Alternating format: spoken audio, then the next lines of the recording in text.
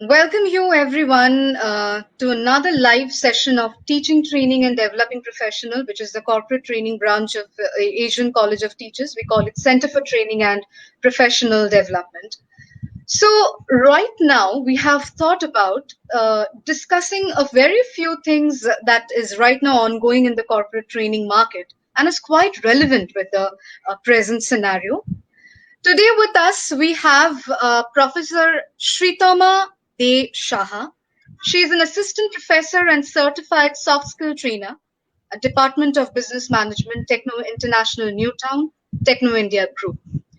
Welcome to this live session, Shritama. Thank you, Rudrani. Thank you so much for your warm welcome as well, always. And it's needless to mention that Shritama is also an alumnus with Center for Training and Professional Development. She has been an ex-student with us regarding her learning and development journey. Isn't it, Shritama?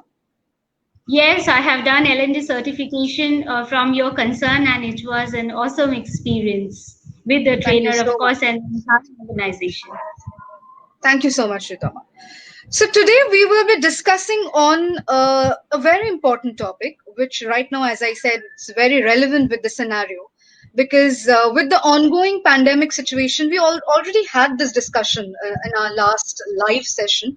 But taking it a step forward, we would further like to discuss, Shritama, that this particular COVID situation has left many people under a big question mark. And the question mark is in regards to job, in regards to regular training, in regards to employee retention. So there are many things attached to this like sensational concern that has emerged in the corporate world.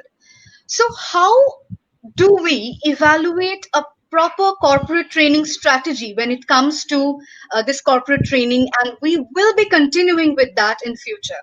So how would you like to give us a view on that? Yeah, first of all, we need to know that what kind of learning culture actually the particular organization is having. I Hmm. feel it's very important to evaluate the learning culture first because the result comes last and preparation comes first, as we all know. Right now, we are undergoing unstable situation in the world of business. We look at any sector, any industry, there is instability, uncertainty. No company in this world right now can, foster uncertainty avoidance. We all have to be open for change and foster innovation. We need to actually embrace change, welcome change. Similar for the world of business, right?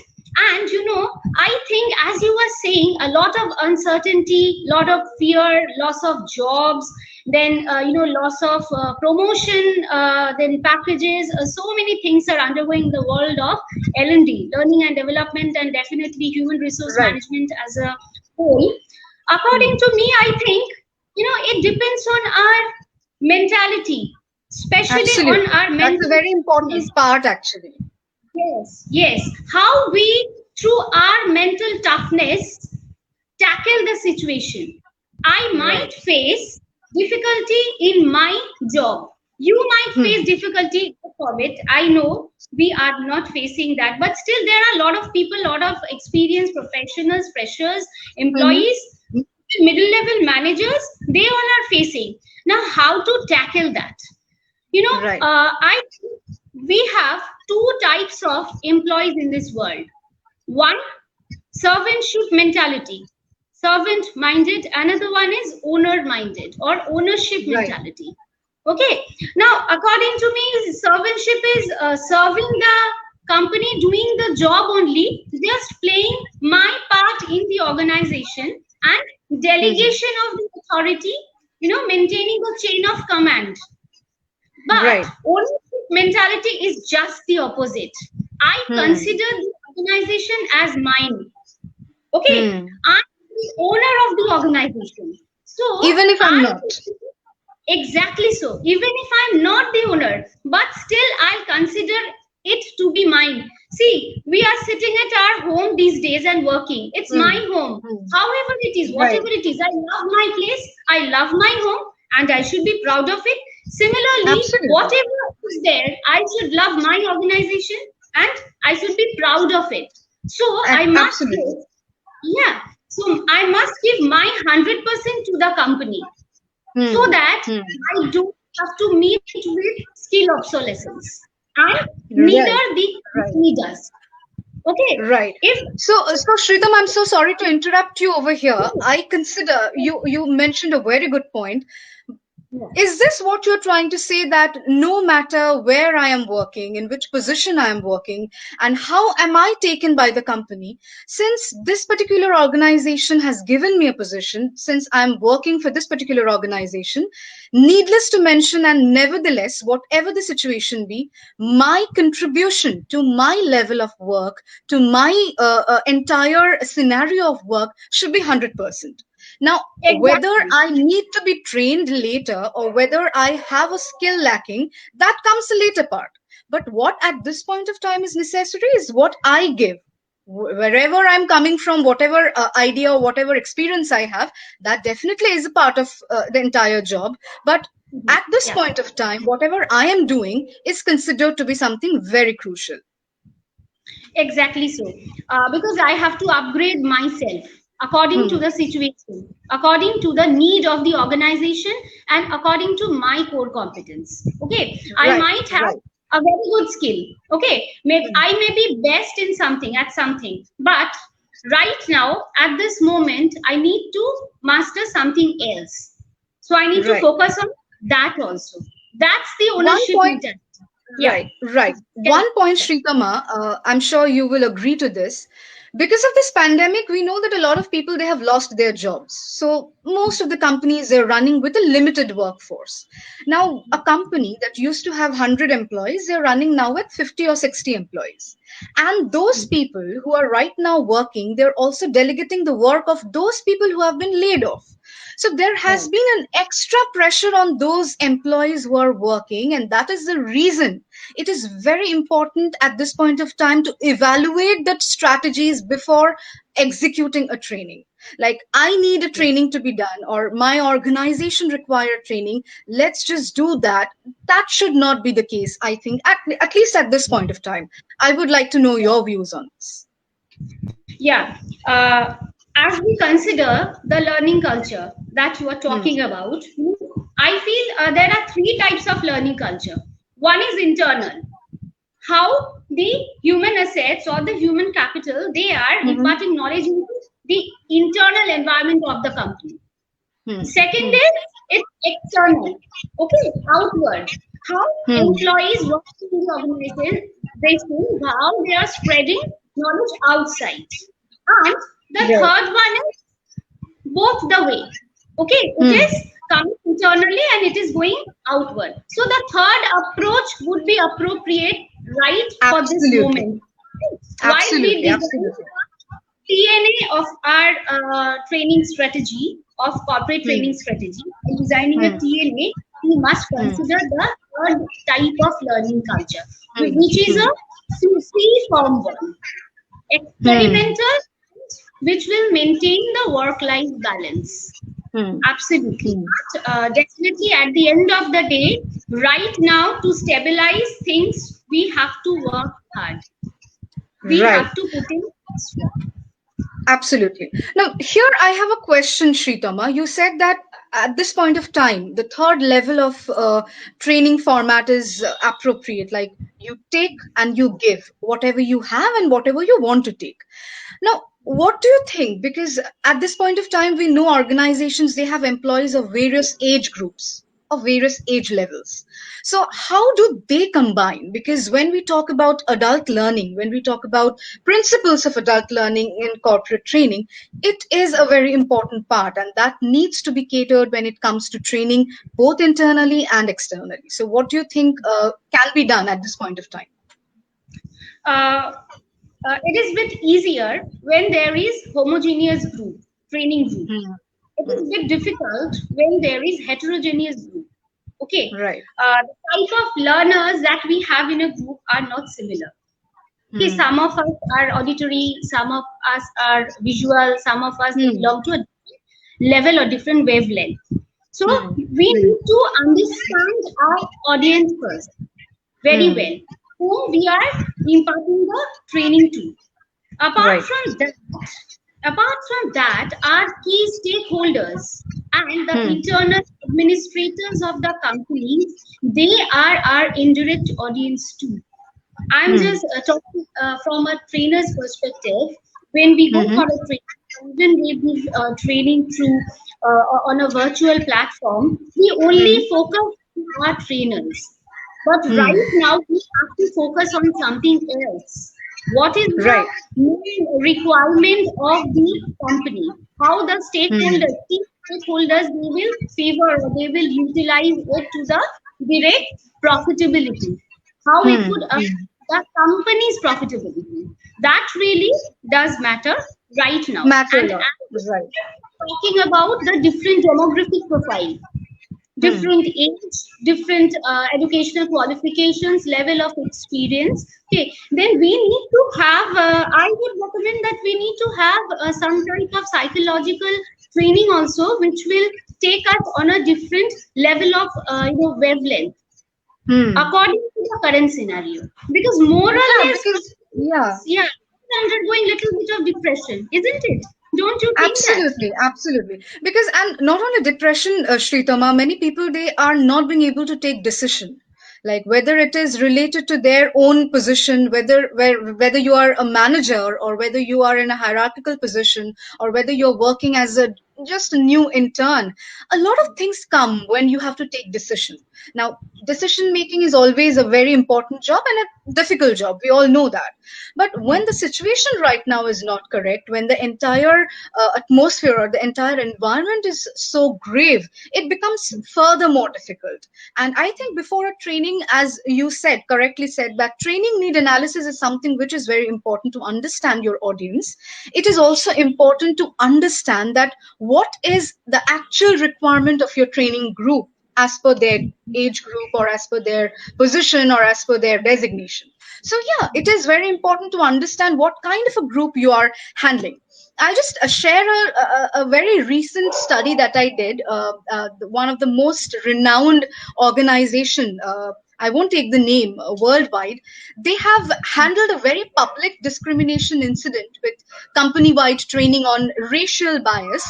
Now, industry experts, they estimated the brand would lose over 1,200 million in lost profit by shutting down for the day of training. Now, do you think that most of the organizations, they are afraid, or I would say they are a bit skeptical about conducting training or evaluating the training strategies based on the fact that they have to keep their business shut down for that day, or there won't be that much of productivity for that day, and it might incur an amount of loss for that particular organization? That is the reason why organizations require training more often. See, training can be in two ways. As you were saying, you are talking about off the job, I think. Yeah. Right. And there can be on the job training. There can be different types of activities, even some experimental methods of training. Even they can create amazing results for the employees as well. So, see, investment or ROI must be there in R&D. Okay, due to this global pandemic, only one thing has brought us here only, where we are standing. We can fight with the pandemic, and there is increased rate of recovery, and that's research and development. That's R&D. L&D is also a part of it. So why not investing in L&D, or why not investing more and more ROI in L&D? Why the organization should always consider this particular training and development as a cost center? If they invest today, they might suffer some loss in terms of numbers, but in future this is going to give them much more in return. Definitely, it has to. Viewpoint of this should be the orientation. Right. Now, one thing, Shritama, I would like to know that as the topic itself suggests, that evaluating the training strategies, how would you estimate or understand the learning culture of an organization before conducting or planning for a training. Like, how would any professional or anyone who is right now viewing this live, who wants to become a trainer or who has just Mhm. started their career as a trainer, they would understand or estimate that what is the learning culture of the people whom I'm going to train, or how to understand that in a better professional way? If you can share a few words on that. Yeah, sure. Uh, um, First of all, as an internal stakeholder of the organization, the trainer has got the opportunity to interact with the trainees, if possible, or even any professional individual from the Department of Training and Development, to know their Hmm. needs and understand it Hmm. in a better way, in a detailed manner, or Hmm. even they can have discussion with the administration. Hmm. The internal trainer is already associated with the organization, quite capable Absolutely. of understanding the company's learning culture, Hmm. and Hmm. refer to the competency model, the core Hmm. competence model of the company. Okay, if Hmm. they are provided that data with the employees' details, they will be able to understand the requirement of the trainees, of the particular group of trainees, the expected result, and what is the current scenario. Okay, Right. that gap has to be bridged. Right. This is recommended for the internal trainer. And what Hmm. about the external trainer? Like when I train Hmm. people in the organization, I know it beforehand. But when I Hmm. am, a lot of time it happened that I like have been called in other organizations as a trainer. Then Hmm. what I used to do, I used to talk to the organizers or the company's representatives or Hmm. coordinators who are in discussion with me. Hmm. I asked for some data or details from them for Like the reference. profiles of the participants, what kind of designation they hold. Right. What is the exact thing that they Hmm. want, not the topic, not the content, Hmm. but the Hmm. result. Okay, what do Hmm. they want? What are their expectations out of that particular training program? As if Right. I see things from a trainee's point of view. Okay, Right. the Fair trainer enough. must empathize with the trainee's point of view. Then Hmm. only I can Hmm. understand and do the proper So it has justice. to be mutual. It has to be mutual, because until and unless you understand their expectation, it is difficult for you to prepare an approach from your end. Otherwise, it Right. will be one-sided or something that you're, pushing your target audience to get upon. That's Yeah. really good. One more thing, Shritama, as you talked about competencies, that I would like to know that what is the relation between learning paths based on competencies, or is it like one is incomplete without the other? There has to be a relation between the learning paths through which the learners are understanding the training or meeting their learning gaps, along with the competencies. If you can throw some light on that. Yeah, sure. Uh, See, right now at this situation of a new normal, an Mm-hmm. MBO approach would be the appropriate one to Mm-hmm. understand the relationship between the learning path and core competence. Now, what is Hmm. MBO? MBO is management by objectives. Okay, Hmm. it is just Hmm. like a pyramid. Okay, it's a Hmm. triangle Okay. where at the base we have the learners expectations, objectives. Hmm. After Hmm. that, we have the management's expectations and objectives, and at the top level, we have the company's mission, vision, and goal. If we Right. align the core competence of the employees, firstly, Mm-hmm. the KSA part of the Mm-hmm. employees with that of the middle level management or the Mm-hmm. management expectations and objectives, and Mm-hmm. that with the overall organizational objectives, it would be Mm-hmm. really something productive and progressive also, that we can Right. create learning path through the competency mapping Hmm. process and the model Hmm. itself. Yeah. Hmm. Hmm. Right. Thank you so much. It was really very relatable, because not that much difficult, but yet quite understandable, so that trainers who are trying to start off their career, it becomes easy for them. One another question related to this, Shritama, is that what do you consider as like, what are the criterias that one should use to evaluate content providers? Like when you are providing a training, there has to be a content based on which the entire training will be conducted. So, are you going back to that particular space where you are communicating with the organizer, working on their profiles, and then preparing the content, or is there some other criteria also that is involved in like preparing the entire content of the training and providing what they actually require from you? So many things we have to keep in mind. Okay, this audience analysis and background knowledge is definitely required. Apart from Mm-hmm. that, what are the current changes in that particular industry? Mm-hmm. That we have to understand, and for that we need to refer to some data, some statistical data, maybe some Okay. secondary data or primary data if it's possible. The Mm-hmm. company belongs to a particular industry, and Mm-hmm. how the company is performing in that industry, who all are the other competitors to the organization in that particular industry, how they are performing, what are the Mm-hmm. goals of that particular company and other companies as well. A lot of research is required in creating the particular Absolutely. training content, but it has to be easily deliverable so that it will be a both way traffic, as you mentioned, Right. So a isn't lot it? of things are involved, right? Absolutely. So a lot of things are involved when it comes to preparing content, evaluating the strategies. It's not just you go and start a lecture and give whatever you feel like giving. It's also understanding the backdrop of that organization, how they have worked, how they want to work, and how they're currently working. And I guess that is the only way how you prepare the best possible content for that training.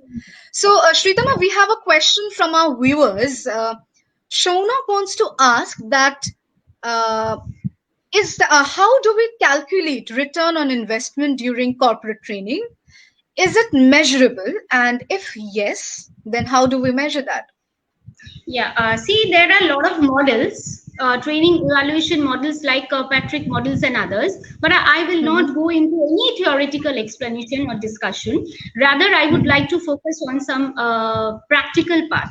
Okay, change in an employee's behavior, that is required.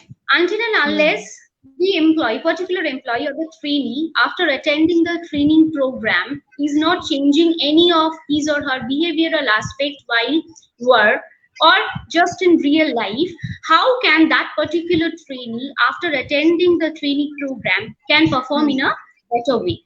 So that Mm-hmm. change has to be there, and that has to be permanent. Then only we can call it a learning. And as a whole, it will definitely be reflecting on the productivity of the organization. See, there are some Absolutely. technical training, like training for engineers, training for tech people, that can Mm-hmm. be measured in numbers or speed, Mm-hmm. or maybe in whichever way the technical or information technology that particular industry is doing the measurement. But there are some training, those training programs are absolutely non-technical, and it's very Okay. difficult to measure the ROI for those types of training program. Like I'm telling you, behavioral training program, a Mm-hmm. psychological training program, a mental Mm-hmm. toughness training program. How will we really measure the behavioral change in a person? Now, I have got the answer. There are some certified softwares, or there are some behavioral mapping scales that we use in our research. While we Mm-hmm. calculate the emotional quotient or the intelligence quotient, emotional quotient we really can't calculate. But through Right. some Absolutely. interactive questionnaires, we can Mm-hmm. definitely do some calculation that will show, or even there are other procedures that will show how there is a behavioral change, whether there is Mm-hmm. or not. So those Okay. methods Okay. will be followed. But it's an ongoing process, I must say. Right. Thank you so much, Shritama. We can take another question from our viewers if you're fine with that. Yeah. So we have Bappa Mondol. He wants to ask that is collaborative and structured training be used in this pandemic time? Yes, of course we will use. In fact, I was to mention about this collaborative training structure. Some when we are working from home, for example, Mm-hmm. some collaborative apps are there. that those apps are very useful, and those apps are absolutely customized by the company's system department as per the company's requirement. Like I can talk about I can talk about other apps that we are using right now, and which is customized made by the system expert of our organization, and who are given training, structured and collaborative training as a whole to use all those apps. So yes, right now in the current situation, both the training methods are applicable according to the need of the hour. Right now, more than anything else, we must focus on need of the hour, because we are facing crisis situation, and a very strong crisis management team can only help in designing some structured training program. Yeah. Absolutely right. Absolutely. Shritama, we will take one question, but we will, I'll request you to answer this question a little later. Let's take the question first. So Sudarshana wants to ask that what type of training delivery is needed to accomplish a trainer's goal? That's quite a very legitimate and very important question. I'll come back to this question, but before that, I just want to know that yes, we all are doing training at this point of time. We're working from home. Sometimes it's fun, sometimes it's difficult. We have shifted to virtual training. The entire world is conducting virtual training, which is absolutely not the way classroom training or L&D training or the social contact kind of a training is related to. Because whenever we talk to people, they say that yes, we are doing virtual training, but we are more comfortable when it comes to a classroom training, because we are not much convinced that how much it will be able to affect our employees when it comes to virtual training, whereas these people have already conducted and attended classroom sessions, and they think that that is more of an effective one. So what's your take on this? You have I think conducted various kinds of training, both classroom and virtual. So as a trainer, as someone who has attended a training and someone who has given a training, you have the experience of both. So how would you like to frame this entire situation and this entire think about virtual training, and whether it is gaining somewhat popularity at this point of time, or within due course of time after this pandemic situation it will just vanish? Because yes, there are very few, rather not few, but many advantages of virtual training programs. So if you can throw some light on that. Definitely it will remain with us. After this, maybe we are going to follow such a model where there will be a logical combination of face-to-face training and virtual training program. But the success of virtual training session depends on the thing that right now we are doing, interaction. It has to be interactive, and it has to be oriented on trainees individually. Individual interaction has to be there, one-to-one. I know it's very difficult if it's a large training group. One trainer is training maybe a group of 30, 40 or 50. It's very difficult, but still there has to be some familiarity with the trainer and the group of trainees on an individual note. Otherwise, if it's a one-way traffic, always the trainer kept on talking and training his or her part or content and delivery. The trainees are not getting very less chance to ask anything, talk to the trainer, even they don't have a question, but it's always productive to talk to the trainer. Okay, because the trainer is also facilitated, isn't it? So right, absolutely. Very easy, a very petty thing, very day-to-day thing, but we really miss out. This is the reason I try to follow this when I move for any virtual training program. I try to talk to my trainees individually, one-to-one, and try to That's very important. I think that's one of the most crucial part of any virtual training. Yes, yeah. Right. So I'll come back to Sudarshana's question that what are the delivery tools, or how do you evaluate on delivering the what type of training delivery is needed to accomplish a trainer's goal? a trainer's goal, I feel, is to provide the most valuable and long-lasting takeaway to the trainees.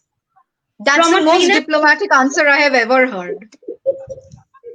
But honestly, Shritama, like this, every trainer they come up with this answer.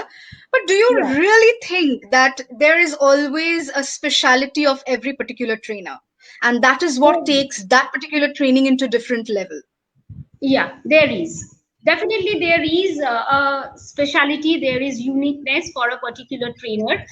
And as you were talking about the delivery tools, it really depends on the trainer's, his or her own, innovative nature, and Mhm, how the trainer can foster innovation in the delivery mhm, tools. There are mhm, hundreds of delivery tools in books or in somewhere else in softwares. mhm. There can, but it really depends on the presence of the trainer, definitely, and how far the trainer is connecting with the trainees.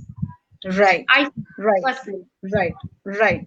Uh, Shritama, can you share a little bit about your experience regarding a training program, just to make our viewers understand that it always takes a lot of ideas, a lot of planning, a lot of research, a lot of study to actually come up, stand in front of your target audience and deliver what you have thought about, what you have studied, what you have researched. Because many people, they're of this opinion that training is something which is impromptu, or something that comes up with, I just go to the classroom, I just have a soft skill idea about communication, I can just do that in seconds. But it's actually not about your domain knowledge, it's actually about the technical knowledge of the training.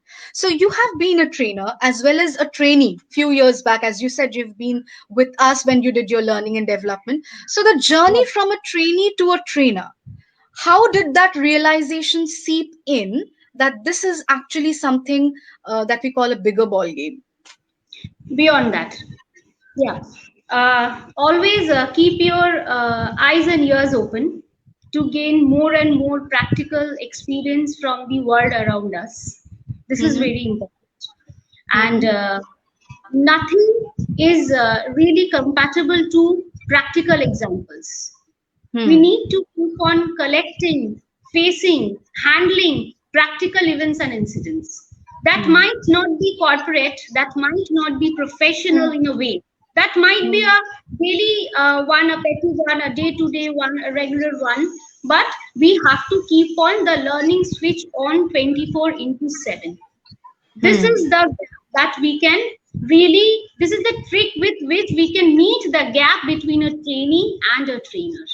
You have Right. to be with the nerves of the trainee, and you need to be a trainer. Then only you can be a good trainer if you are a good trainee. So for you, the learning never stops, not even for a trainee or for a trainer. Yes, I Okay. feel so. Right. That's absolutely right. So before wrapping up, a small question, a small one. This won't be a big one like the others.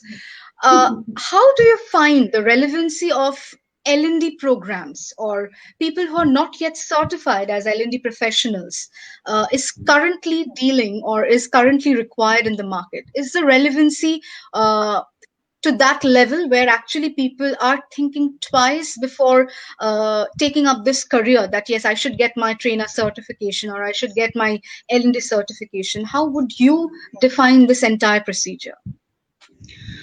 It is required. It's, I would say, again, a need of the hour if anyone is planning to be a trainer. Definitely, L&D programs will give you a lot of knowledge of technicalities, as you are saying. Mhm. Technical, non-technical, in both the aspects, they will help you to be a better and a strong, confident trainer, I would say. I Right, would right. really like to recommend L&D programs for professionals in any industry. In any industry, That's then really true. I can remember, like, my backmates, they all were from other industries. They were Hmm. from manufacturing industries and other service Hmm. areas, but they are Hmm. doing really well in their own genre, and I am happy in my own genre. And I really liked the program, L&D. The concept is really innovative, because again it is having more and more rooms for updation and learning day by day, and you can really experiment with this. You can really Right, experiment absolutely. your own style with this. This is There's a the lot of reason. room for that. Exactly, there's a lot of room for that, but this is the base. You must clear, you must establish your base first. L&D is the base Right. of training. Okay. Right, right, That's it. right. Yeah. Thank you, Shritama. It was lovely to have you with us today, and I guess our viewers must have had a great time. It was really informative to know so many things from you. I'm sure our viewers have also got to know so many things. I wish you a great future ahead, Shritama, and we also hope that we can have you some other day on such kind of a live with some other topic and some other viewers as well. So all the best for your future and wish you a very happy and safe Diwali in future. Thank you so much, Thank you Shritama. so much, Uttani, and thank you, ACT, for giving me such So a with nice platform. Yeah. Thank you so much, Shritama. So with this, we are wrapping up today's Facebook Live of Teaching, Training and Developing Professionals. That is straight from Center for Training and Professional Development. We will definitely come up with the next live and another interesting topic that revolves around this strata of training and development. Till then, take care. Bye.